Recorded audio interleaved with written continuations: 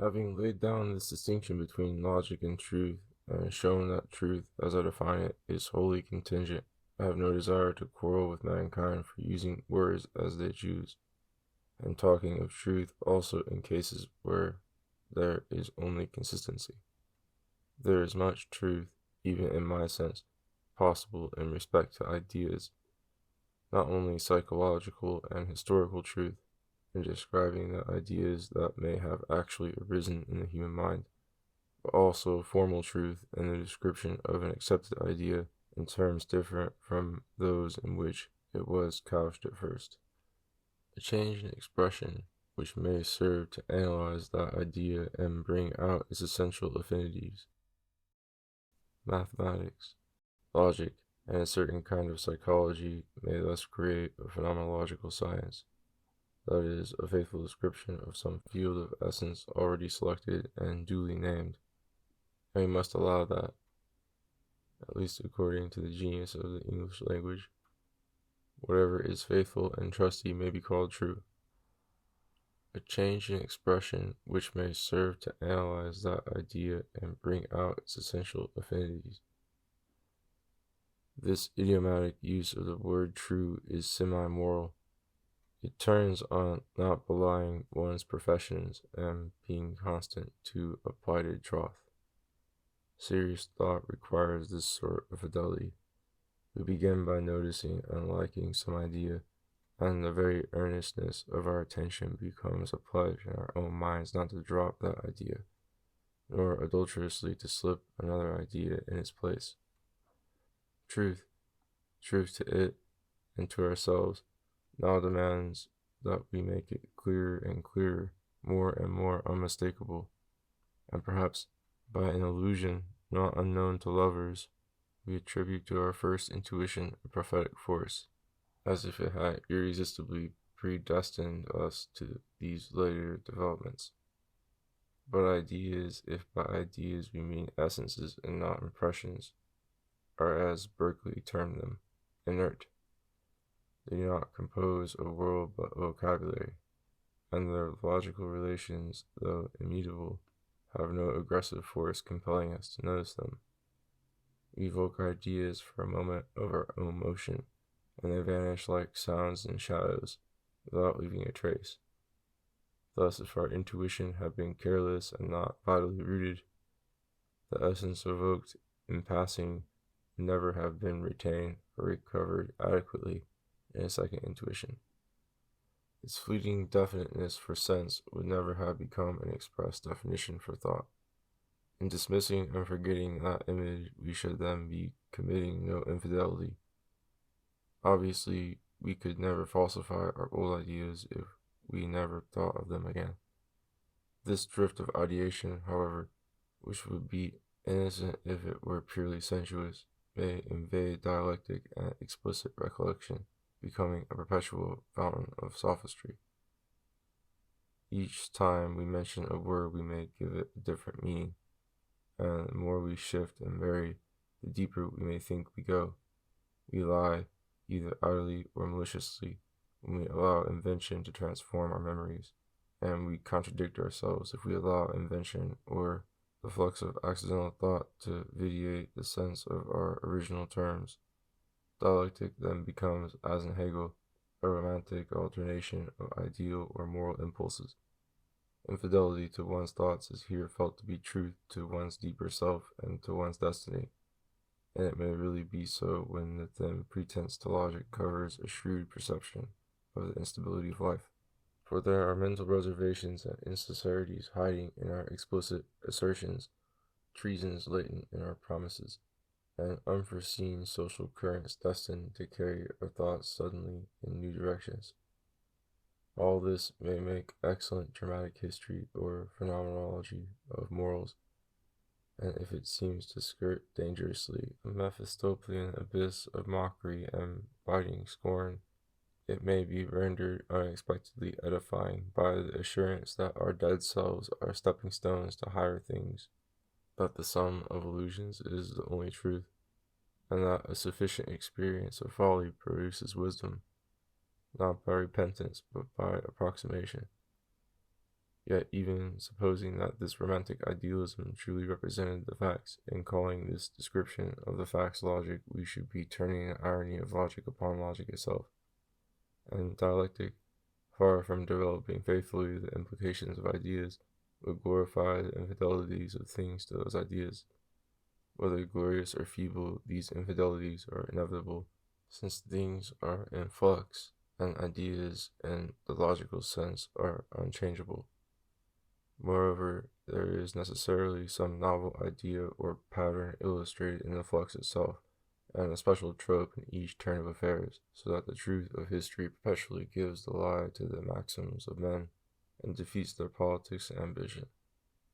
Yet looked at from outside, with the wisdom that comes after the fact, people's actions may seem to the historian to have been directed upon the ends actually achieved, whereas in fact the result was unintended and probably unforeseen. Though it is easier to foresee the future than to command it, and only those seem to command it who prefigure it with enthusiasm. Infinitely deeper than the logic of our thoughts is the fertility of our destiny, and circumstances keep us alive by continually defeating us. In strictness, no man ever succeeds. The only question is whether he shall be defeated by the action of others or by his own action.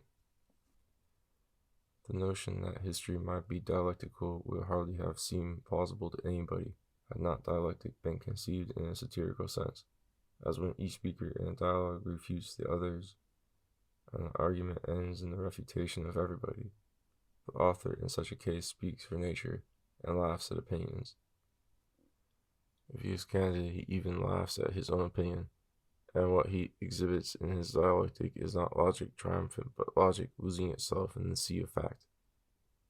Nor is captious disputation requisite to this end, so long as logic is not thoroughly purified and abstracted, but is applied to things. A man's most honest ideas may issue in the same contrariety. Existence is once for all irrational, it cannot be wholly elucidated in terms of essence, and since at the same time it is only in terms of essence that facts can be described, partiality and instability beset all description. If a thing is small, it is also large. Compare it with something smaller. If it is good, it is also bad, if true, also false. Nor does this hold only of relatives. If a thing has being or definite character, it also lacks being, because in being what it is, it rejects and banishes all that it is not, so that all positive wealth is shadowed by privation. This famous union of opposites, philosophers being naturally wrapped in the excitement of assertion and not having time to be quite honest, gives rise to no less famous fallacies. The first fallacy is this: that the relativity and self-disruption found in the description of facts is transferred to the terms of the description, that is, to the essences confronting each other there. But these essences have no inherent ambiguity or tendency to pass into their opposites. Large has no proclivity to mean small, good to mean bad, or true false, or wealth privation, or being not being. If each of these essences could alienate its character, they cannot remain terms in consistent assertions.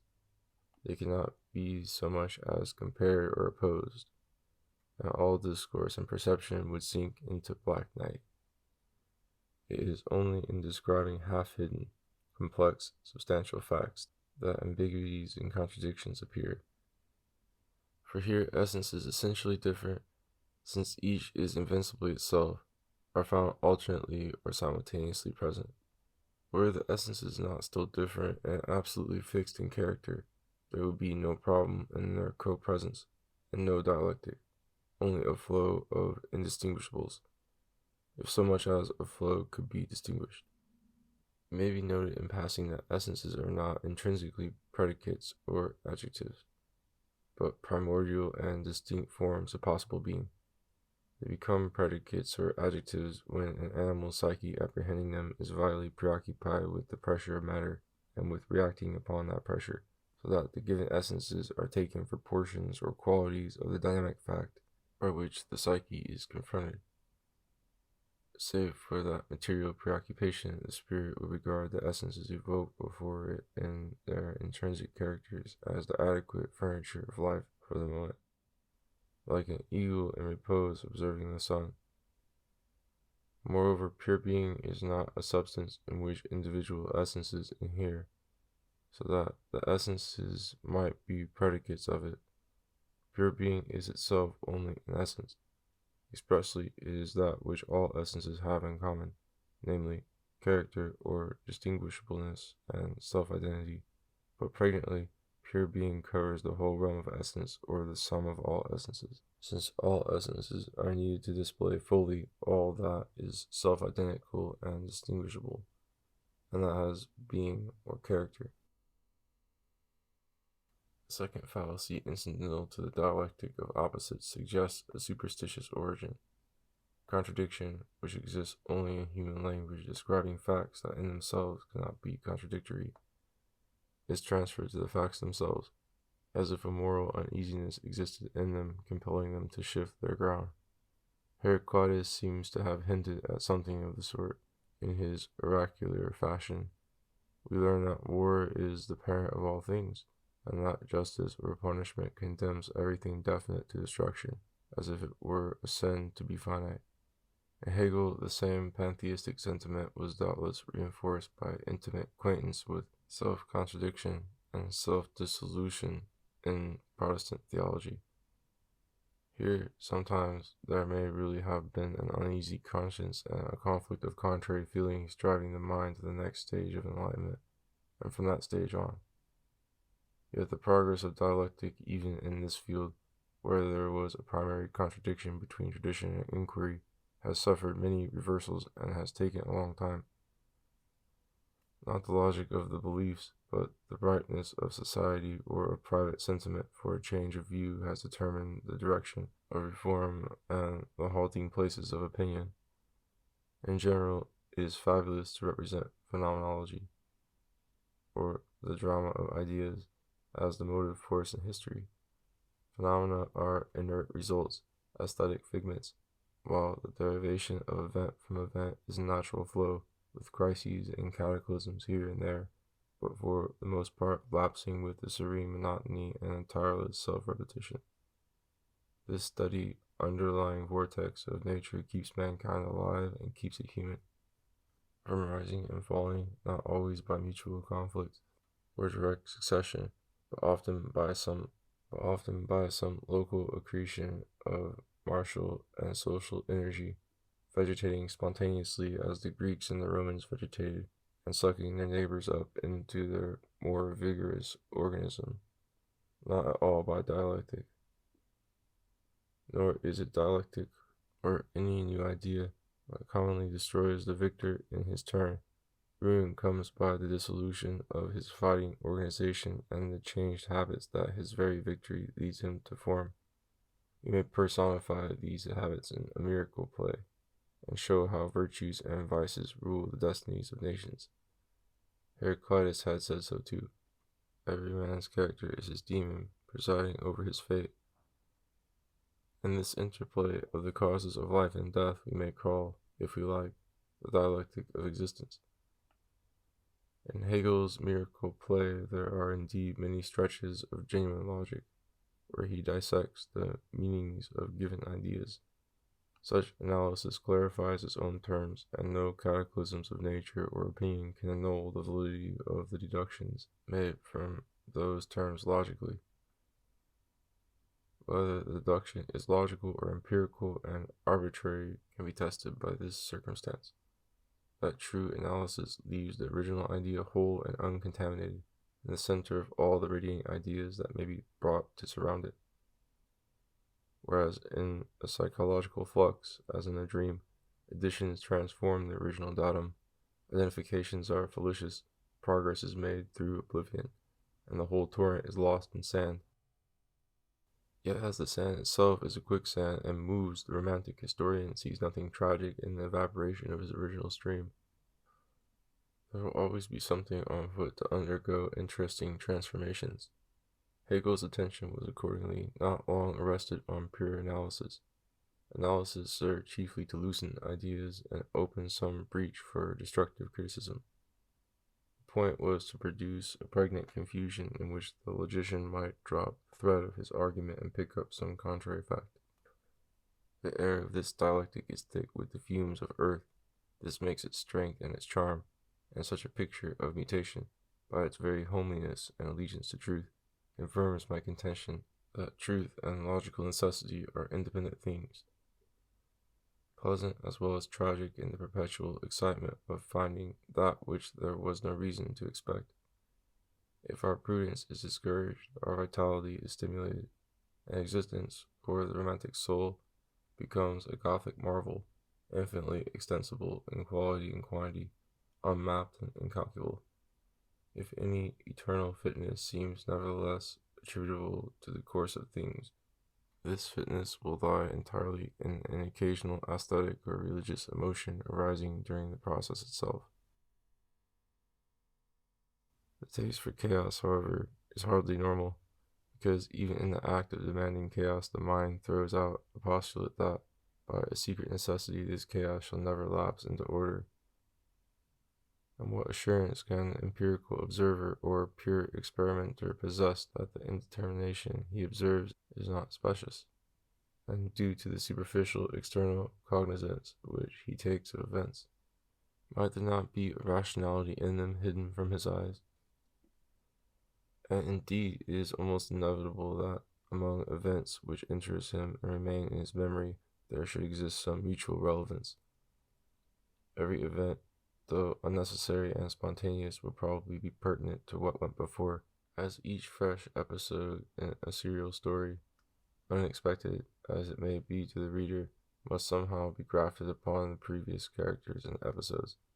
Even to break in and interrupt an experience, events must have a certain dramatic continuity, and fall into a temporal or moral order in the mind that records them.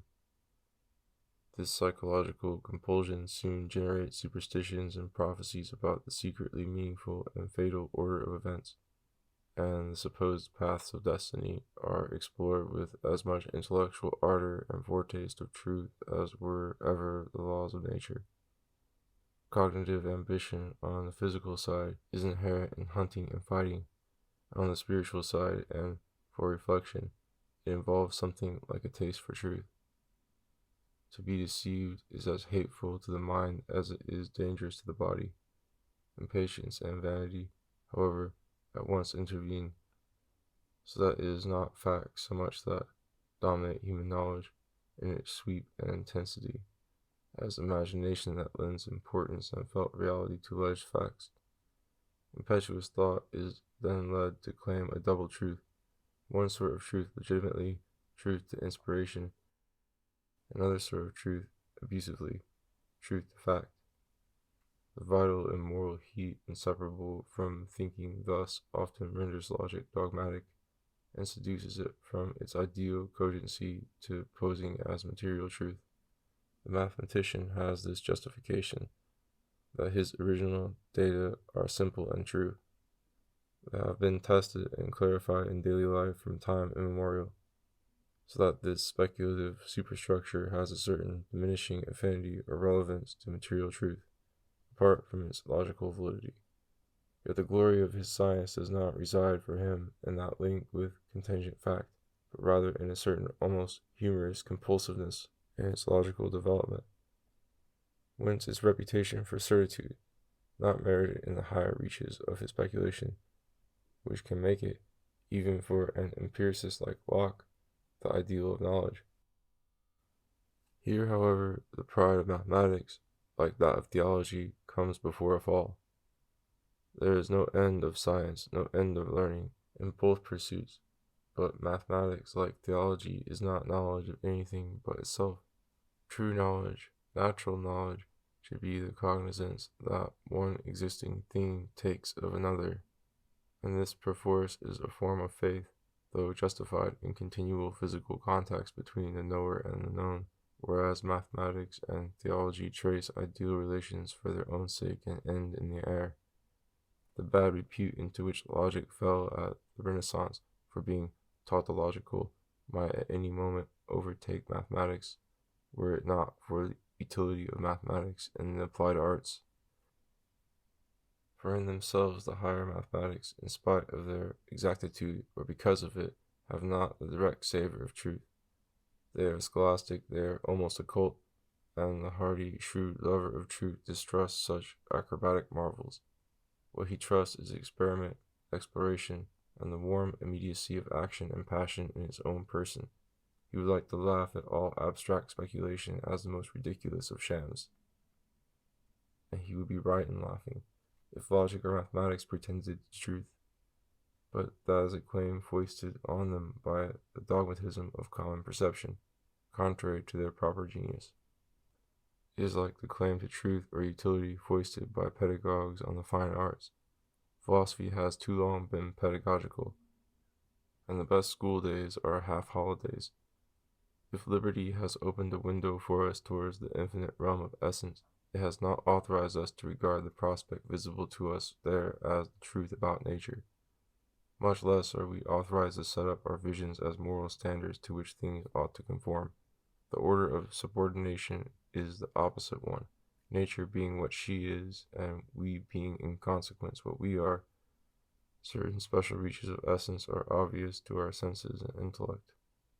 Sights and sounds, pains and pleasures assail us, and our leisure is free to develop in music and language, in mathematics and religion, the moral burden of our animal existence. Nor will this play of ideas be sheer truancy. Our toys may become instruments, our sensations signs, and a part of the truth about nature and about ourselves will be necessarily revealed to us, directly or indirectly, by the mere existence and sequence of those apparitions.